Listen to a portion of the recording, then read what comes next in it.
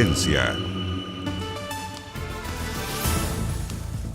¿Cómo están ustedes? Muy buenas noches. Bienvenidos a este nuevo especial Estado de Emergencia. TVN constantemente en estos 4 días completos ya hemos estado intentando cubrir todas las variantes, todas las vertientes, los distintos tipos de manifestaciones, las decisiones políticas, los dramas de los vecinos saqueados. Pero también intentamos a esta hora, y ayer lo hicimos, y agradecemos la altísima audiencia que tuvimos, de poner la pelota al piso, de tratar de mirarlo con una calma que a esta hora, me imagino, en sus casas muchos lo agradecen. Y para eso hemos invitados estupendos profesionales que entienden de qué esto que estamos hablando, de qué nos está pasando, de cómo leer esta sociedad.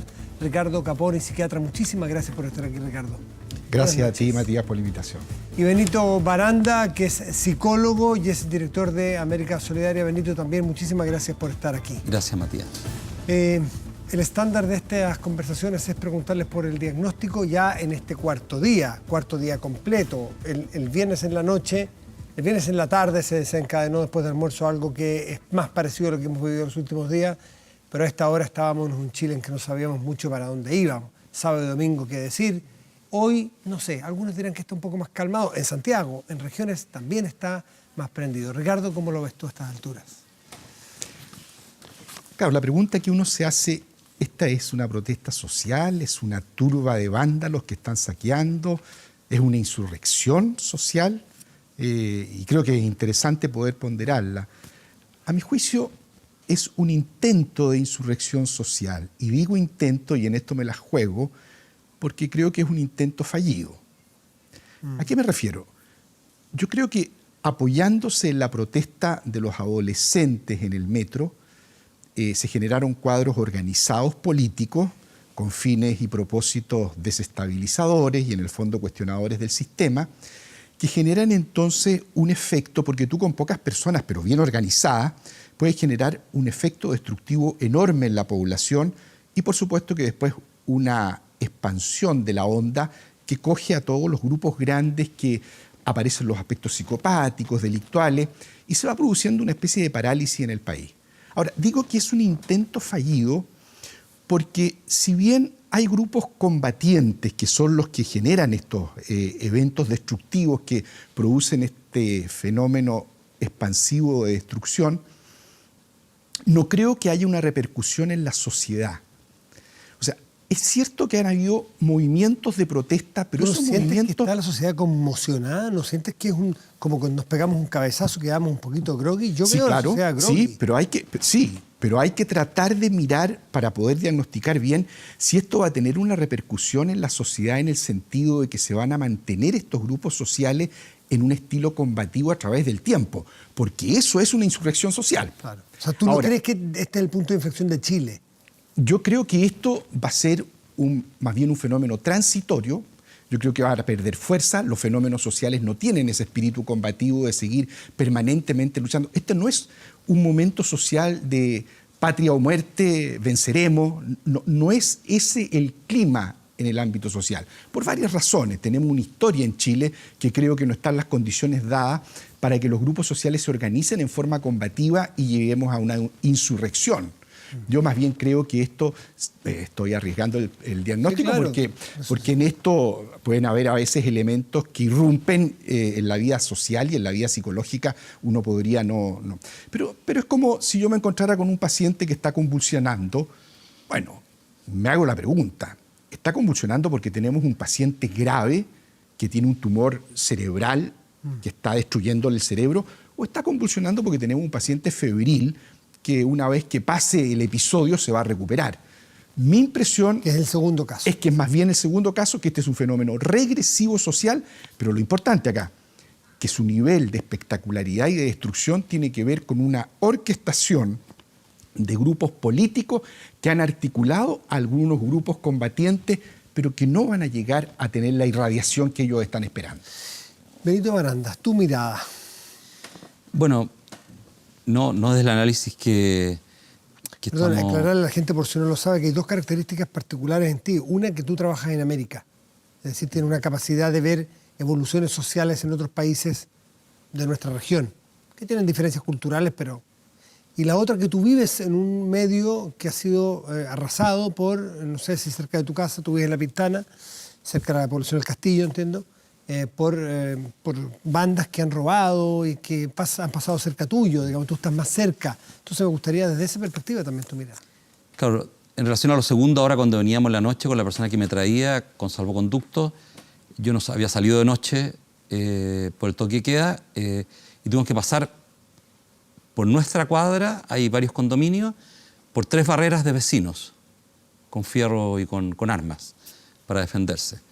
No ha pasado nada, pero por temor a que vengan, ¿no es cierto?, a la amenaza de asaltar los departamentos o los condominios, ¿ya?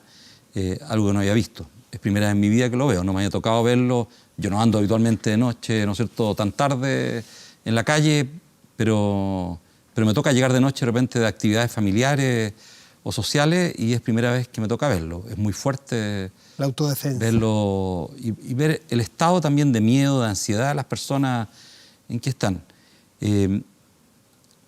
Yo he tratado de hacer un símil con lo que ocurre con los terremotos. Cuando tú tienes placas, ¿no es cierto?, hemos aprendido en Chile y se va acumulando energía, a veces, ¿no es cierto?, esa energía sale y te arma un gran desastre, ¿ya?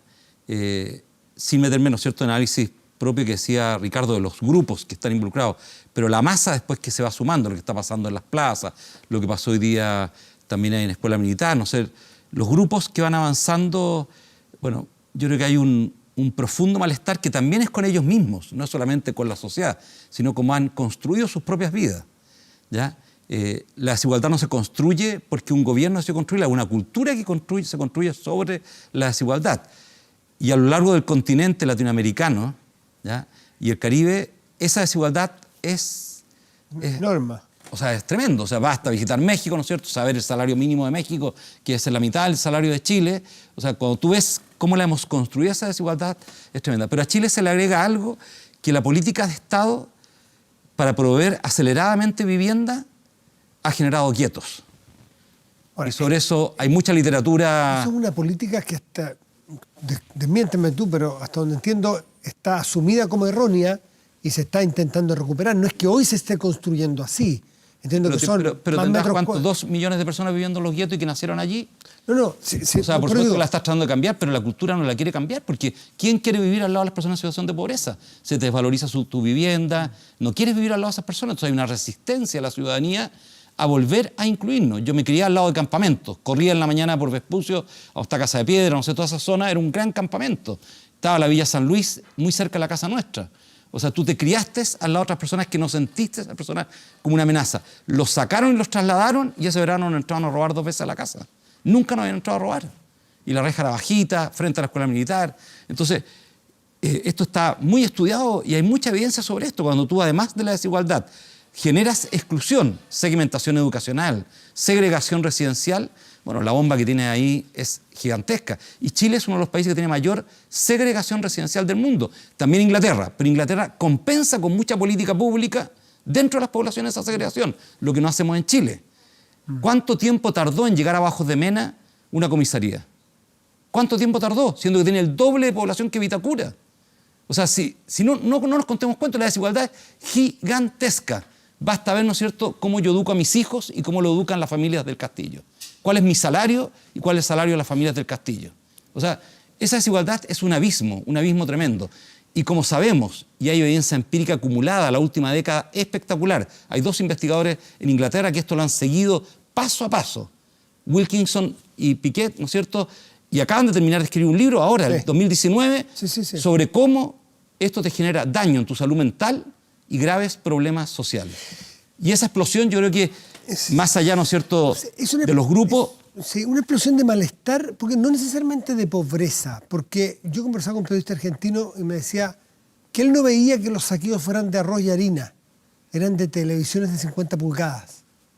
Entonces, hay distintos tipos de dimensiones de pobreza, ¿no? No solamente la pobreza material, podrá haber una pobreza desde la espiritual hasta la pobreza valórica, pero ¿es la pobreza lo que explica esto? Ricardo ha hablado harto sobre esto en sus charlas, lo habla y en la formación, pero cuando tú vas dando una señal desde la sociedad que el tener es lo que te hace ser, que es lo que te hace desarrollarte como persona, ¿ya?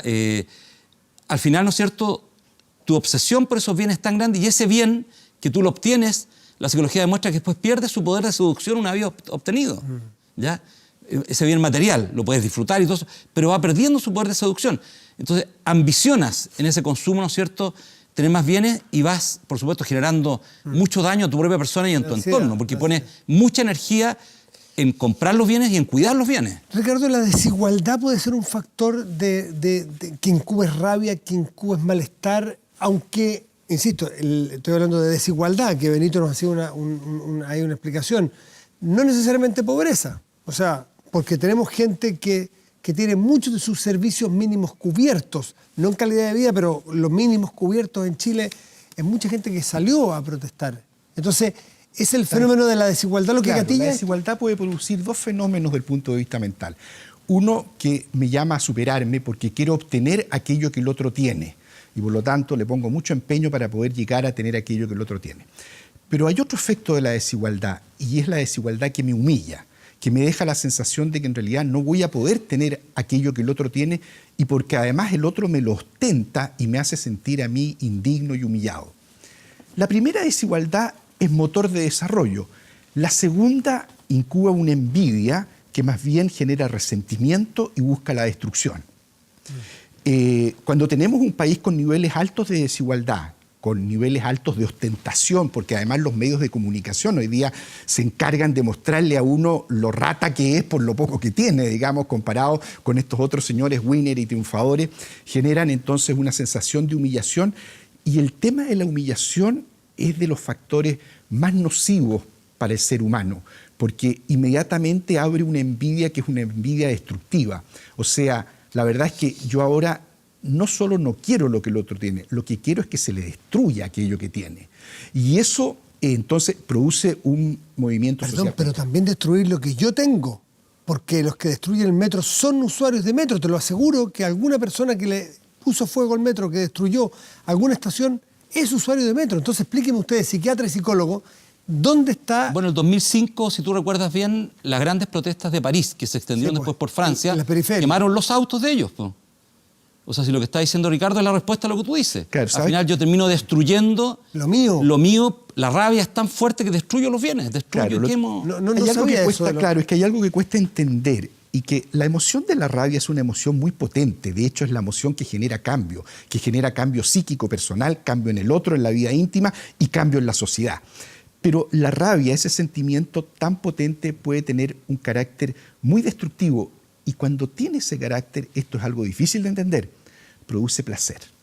Mira. La descarga de rabia, y especialmente la descarga de rabia sin trabajo emocional, o sea, sin sentido, produce un placer oculto y eso puede llegar incluso a un nivel autodestructivo. Entonces, cuando se producen estas manifestaciones a las que estamos asistiendo y se abren las válvulas de la rabia, tenemos grupos entonces que empiezan en una orgía destructiva que se hace difícil pararla. Ahora, dicho esto, sin embargo, yo vuelvo a insistir que aquí hay que diferenciar el fenómeno delictual del fenómeno social, que es el que más nos preocupa. O sea, en qué nivel esta sociedad está desestructurada y podríamos estar pensando que lo que nos está pasando esto es una insurrección de la ciudadanía frente a un descontento del modelo.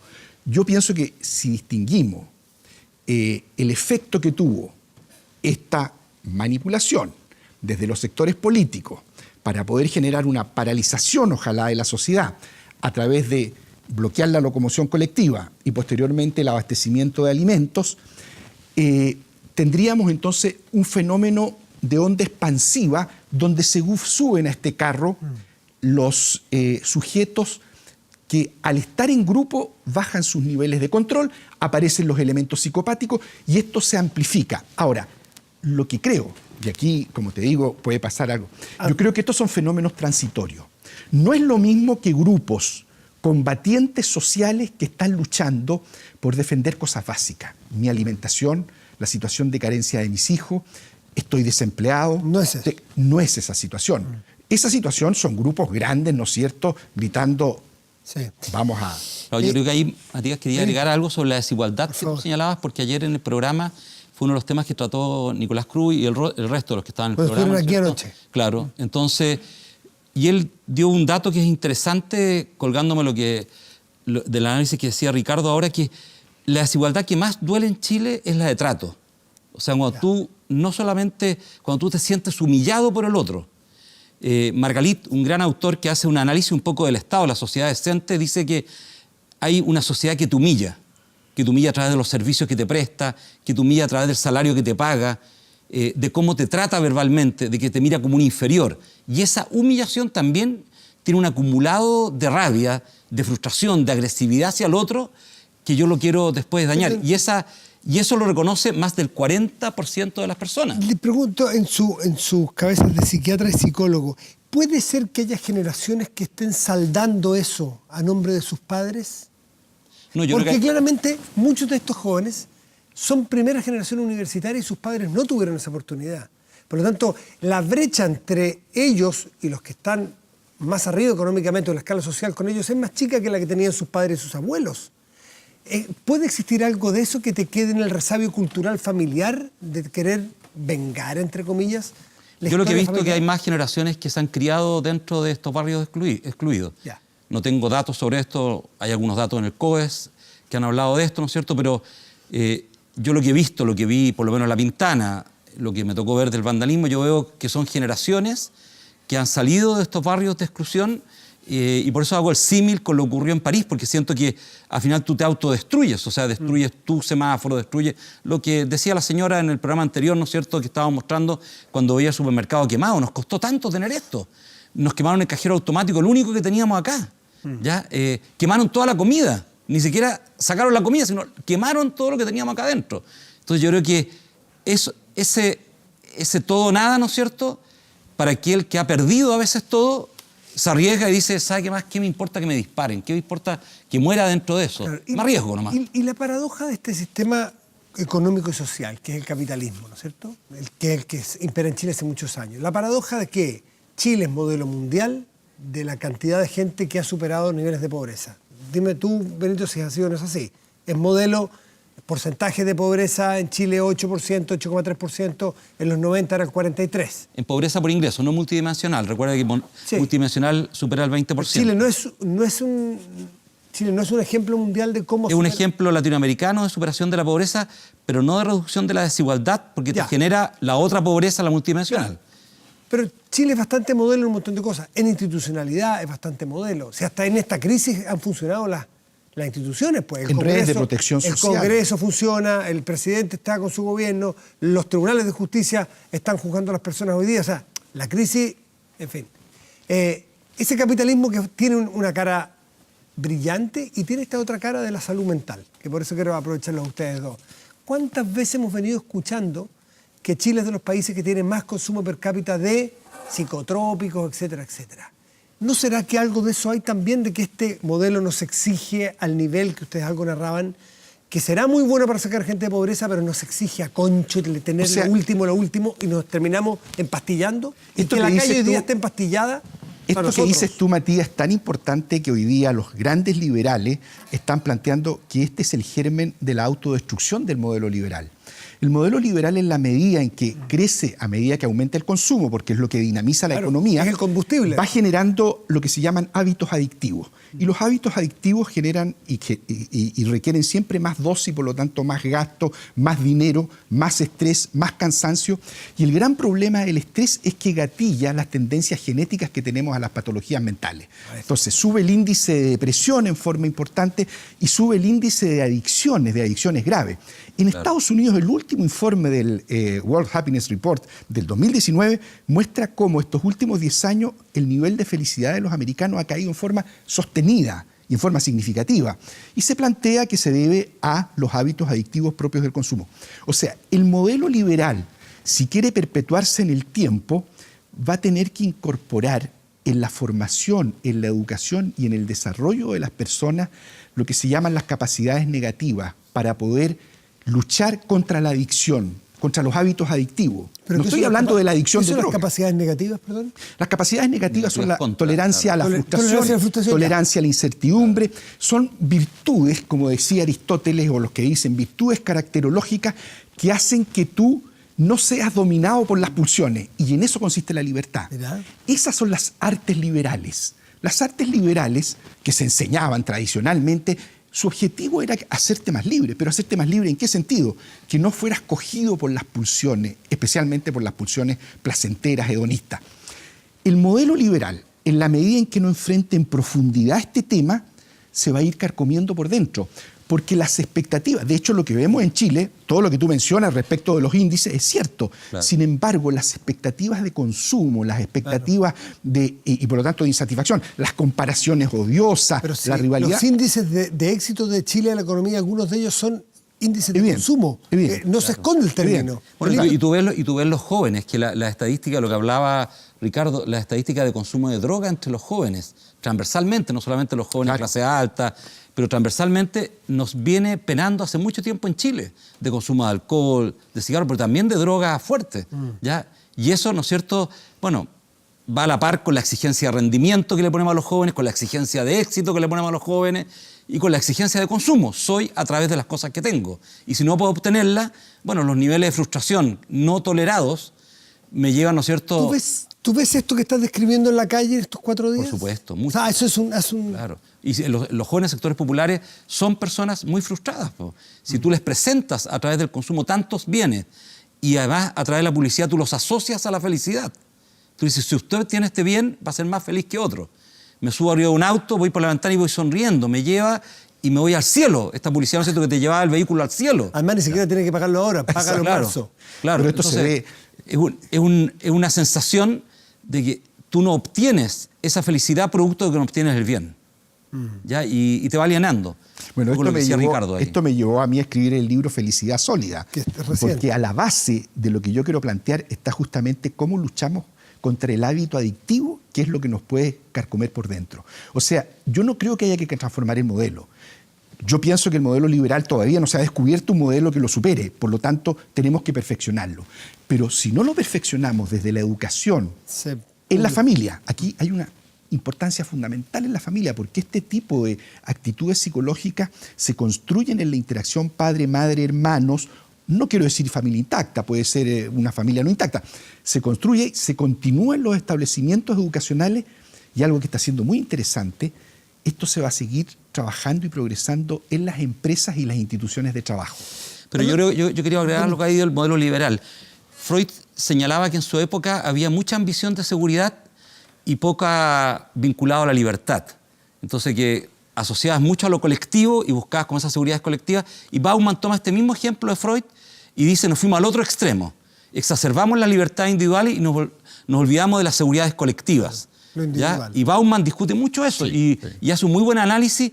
Entonces yo creo que hay que lograr un equilibrio entre la cooperación y esa libertad, porque si no es libertad para unos y no libertad para otros. La libertad del emprendimiento individual. Claro. Y yo creo que hay que buscar, el ser humano es un ser que por naturaleza tiende a cooperar con otros. Esto se construye por la cooperación.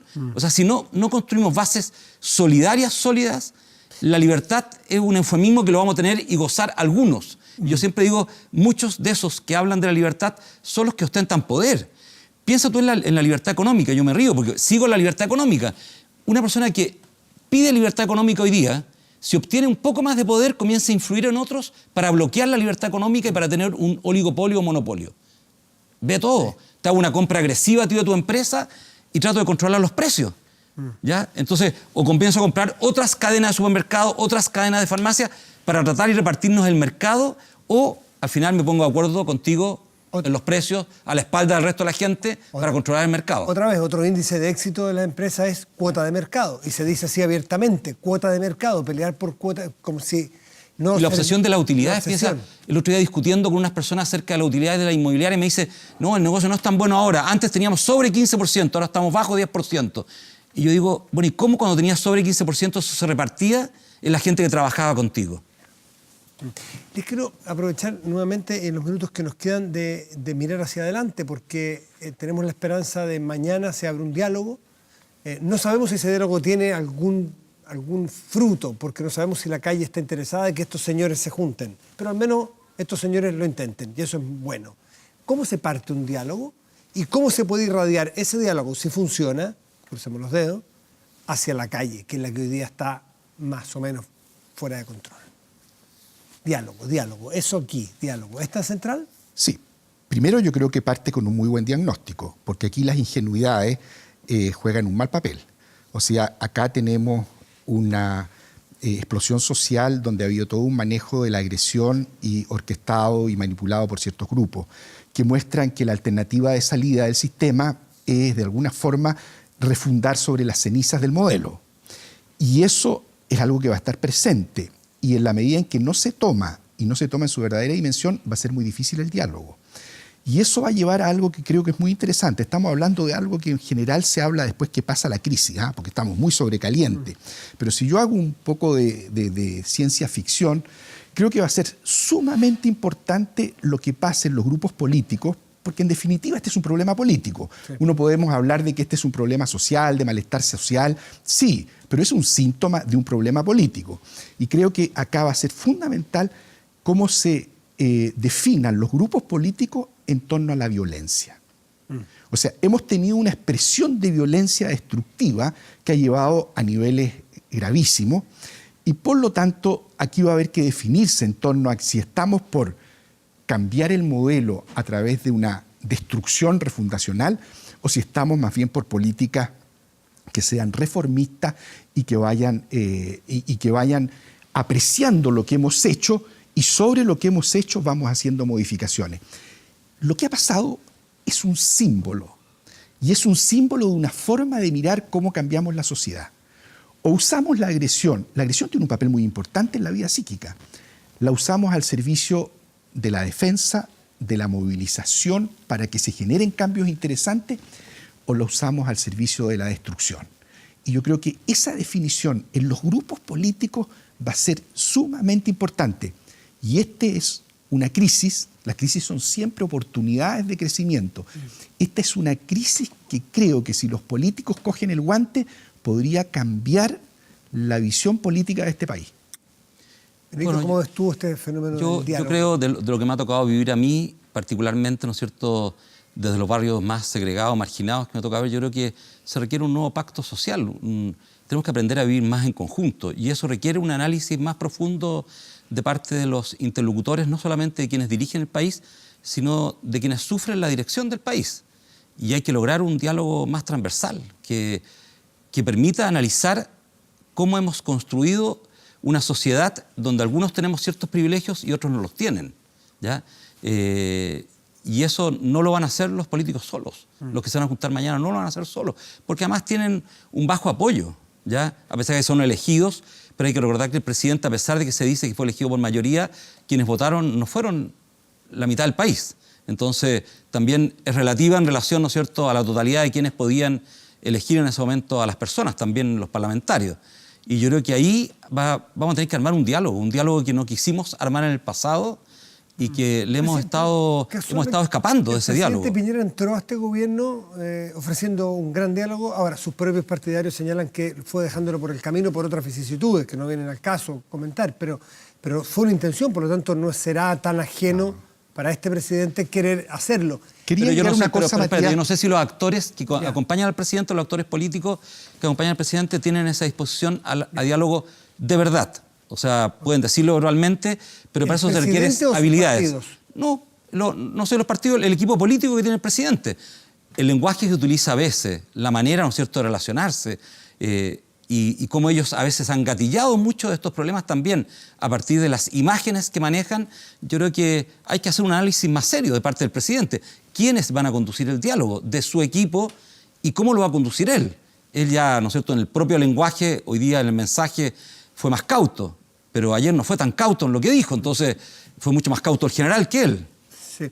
Ricardo, te quiero preguntar sobre... Perdón, déjame agregar una cosa a propósito de lo que dice. Como decía, es importante este diálogo sin ingenuidad y mirando qué es lo que ha pasado y el uso de la violencia que se ha hecho. Pero hay otro punto importante que especialmente recae en las manos de la derecha. Lo primero recae más en el sector de la izquierda, centro-izquierda-izquierda.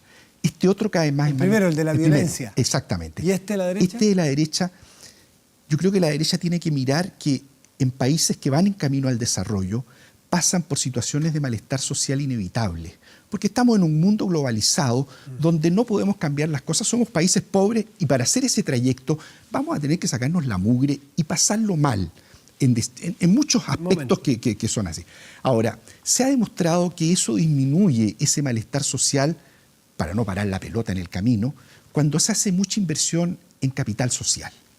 Y en ese sentido yo creo que la derecha va a tener que tener presente de que en el equilibrio ordenado y responsable que hacen acerca de los ingresos versus la inversión en capital social, redes sociales, niveles de confianza, educación, etcétera, yo creo que va a tener que poner más el acento ahí. O si no, la inversión es fue un tema tratado ayer por Nicolás también, sí, ¿no es cierto? Capital social. Lo trataron ayer justamente. Exacto. Claro. Entonces aquí, después de esta experiencia, es interesante esto de qué es hacer experiencia después de una crisis. El ser humano crece en relación a las crisis. ¿Cómo va a hacer experiencia la derecha y la izquierda de esto? Eso es lo muy más interesante. importante. Y cada uno desde sus traumas, de sus ideologías, desde su... Me ibas a preguntar algo, te Sí. interrumpí.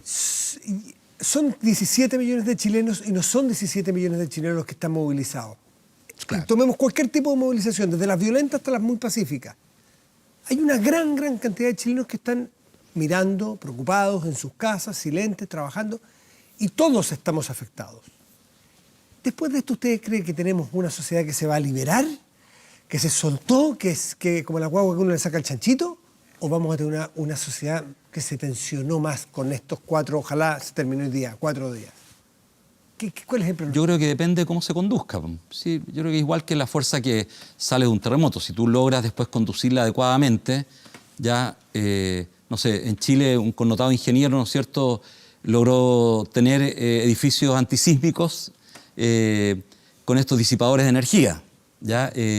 Bueno, a lo mejor lo que tenemos que hacer es trabajar fuertemente cómo disipar la energía y disipar la energía fortaleciendo el capital social, invirtiendo fuertemente en los próximos años un acuerdo nacional que permita que esas personas puedan desarrollar efectivamente sus capacidades y obtener grados superiores de libertad y de autonomía personal en los territorios, no depender del Estado, de las dádivas de otros.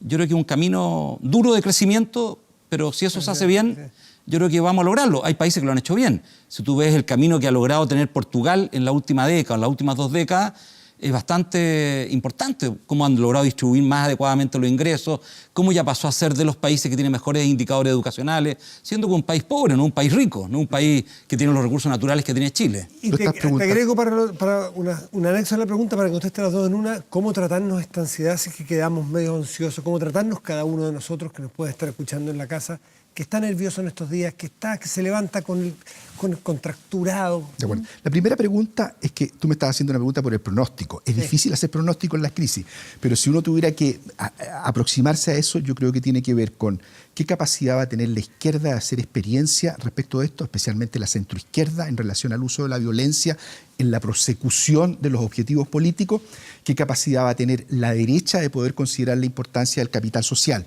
Y eso va a definir el pronóstico. La verdad es que no sabría decirte qué capacidad van a tener. Claro. Eso es muy difícil de predecir. Y respecto del nivel de ansiedad en el que uno está en medio de la crisis, en medio de una crisis de esta naturaleza, yo aconsejaría sentirse protegidos por la autoridad. O sea, creo que la sensación de que estamos en un descampado donde esto va a salirse de madre y no vamos a poder controlarlo, genera un nivel de ansiedad que es innecesario, paraliza el pensamiento, es insano. Pienso que hay que tener presente de que estamos en un país, este libro no empieza en la página 150. Tenemos una historia de un país que ha construido una institucionalidad, ha bajado los niveles de pobreza. Tenemos una clase en general, social chilena, que el 80% dice estar satisfechos con la vida. O sea, tenemos un colchón de bienestar que de alguna manera impide que aquí se vaya a producir una insurrección generalizada que requiere combatientes mucho más feroces que lo que hoy día la sociedad está dispuesta a realizar. Por lo tanto, yo llamaría más bien a una tranquilidad y a una reflexión respecto de qué es lo que nos ha pasado para poder enriquecer más el debate político, las protestas y seguir avanzando. Benito, ayer Carlos Peña aquí hablaba entre varias ideas que esbozaba una que la repitió varias veces, que estima que esto tiene algo de generacional. Y muchos Sí, lo han escuché sostenido y lo leí el día sábado, sí. que mucho de que es una generación muy de pulsiones y una generación que desde su subjetividad estima que esa es la verdad revelada y que si no la comprende el resto la va a tener que aprender como sea. Sí.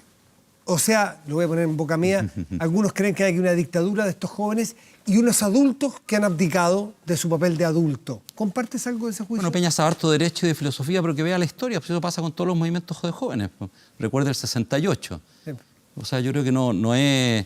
Así se va también produciendo las crisis. Si los jóvenes no se hubiesen alzado el 2011 en Chile, no habríamos tenido reforma educacional. ¿Y los ¿te fijas? adultos respecto de esas crisis de los Claro, jóvenes? Se le olvidan. Yo creo que se le olvida que ellos han tenido periodo de juventud. A lo mejor a Carlos le tocó vivirlo a él personalmente por las características de él. Pero tú crees que los adultos están haciendo su papel de adultos frente a estos jóvenes impulsivos. O sea, yo creo que hoy día menos, y en esto Ricardo lo ha hablado harto, Lorena, mi esposa, lo ha hablado harto, ¿no es cierto? Cómo educamos hoy día a los jóvenes, ¿no es cierto? Y se ha visto, ¿no es cierto?, lo desafiante de repente con las autoridades en el toque de queda, como estos niños emperadores o niñas emperatriz que le hablan los psiquiatras y los psicólogos en Europa, que al final los criamos entre algodones. Entonces, con baja tolerancia a la frustración, se sienten reyes en el mundo, no quieren que nadie los toque. Si les llega a tocar ellos pueden hacer todo lo que quieran, pero si les llegan a tocar a ellos, pegan el grito en el cielo, que son muy difíciles después para poder vivir con ellos, para poder armar pareja. Pero yo no diría que es la tónica general de los jóvenes. Yo creo que hay un grupo de jóvenes que ha sido formado así. Yo con los jóvenes que me vinculo habitualmente, que es un grupo distinto, ¿no es cierto?, porque buscan los espacios de servicio donde yo participo, ¿no es cierto?, son jóvenes que tienen otra predisposición. Claro, puede ser. Yo estoy de acuerdo con lo que dice Carlos Peña, de que aquí hay un tema generacional, pero Carlos pone el acento en esta subjetividad imperante de los jóvenes que se impone sobre la sociedad. La verdad es que la sociedad avanza a través justamente de la presión que hace la generación que viene sobre las insuficiencias de los mayores. Pero aquí hay un punto importante. Los mayores deberíamos saber tramitar esas demandas. Claro. ¿Y qué nos pasó en Chile? Un grupo importante se subió al carro de los adolescentes como estos papás amigotes de sus adolescentes, de sus hijos adolescentes. No, viejo, ¿para qué? Para no hacer el trabajo emocional que significa procesar la demanda que ellos están reclamando. Y otros, esto ya más a la derecha, lo que acabo de describir es la izquierda más dura especialmente, que dice y que se hace amigote de los adolescentes, y la derecha más dura, estos cabros de porquería ya están jodiendo. Yo creo que aquí hay que poner más disciplina y no hacerles tanto caso. Esta cuña se nos instaló en la sociedad y en este momento entonces tenemos una sociedad que le compró a los jóvenes esta sensación de que las cosas se hacen en forma rápida y muchas veces con agresión y violencia y que las podemos obtener de un día para otro, o una sensación de que no hay que escucharlos tanto porque meten demasiado ruido. Pero el desafío es cómo integrar esta demanda que ponen los jóvenes en la sociedad y que no hemos sido capaces de poder elaborarla bien finamente. Sí, es muy interesante. Una sociedad que toma la demanda de los jóvenes, la elabora, porque la calle siempre tiene la razón. La pregunta es cómo elaboramos ese grito de la calle. No podemos hacernos los amigotes, como te digo, ni tampoco tomar distancia. Y yo creo que aquí está la génesis del problema que estamos viviendo hoy día. Yo creo que hay algo interesante ahí que nos ha ido ocurriendo, Matías, que hubo una alta tensión en el pasado, en mi generación o la generación anterior, para disminuir la pobreza material. Y los jóvenes han presionado fuertemente para una mayor igualdad de oportunidades. Entonces, cuando tú tienes esa presión, el doctor Monker me recuerdo que decía que en el año 88 se acabó la desnutrición en Chile y la nueva generación que se involucró en los movimientos estudiantiles es una generación no desnutrida. Entonces viene una nueva presión por la igualdad, para que esa desnutrición cognitiva de oportunidades yo la quiero poner en evidencia. Entonces, muchos siguen con los códigos antiguos de la pobreza o del crecimiento económico o el empleo, pero ahora hay un código nuevo que es esta desigualdad. Era muy binario, pobre o rico en plata. Y hay una cosa que lo demuestra muy interesante, que nuestra generación o las anteriores asociaban mucho pobreza a flojera. Tú eres pobre porque eres flojo. Las generaciones de ahora asocian pobreza a falta de oportunidades. Benito Baranda, Ricardo Caponi, qué agrado tener un espacio en televisión abierta para esta hora, conversar con esta calma, con esta tranquilidad, y qué pena que sea solamente cuando hay este nivel de crisis. Así que les quiero agradecer la generosidad de venir hasta ahora aquí a la televisión pública a conversar sobre un tema y que mañana sea un día más, que vamos creciendo, avanzando en esta crisis que nos tiene todos tan apesadumbrados, como decía, tan contracturados, y que a ver cómo salimos de esta con sabiduría. Los adultos, como decía generosidad. Ricardo, tenemos que trabajar para ello. Exactamente, los adultos. Ricardo Caponi, Benito Baranda. Gracias, Gracias. Matías. A ustedes especialmente por estar ahí nuevamente.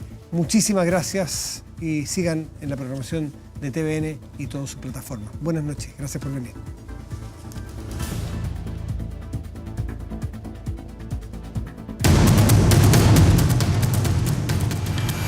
Estado de emergencia.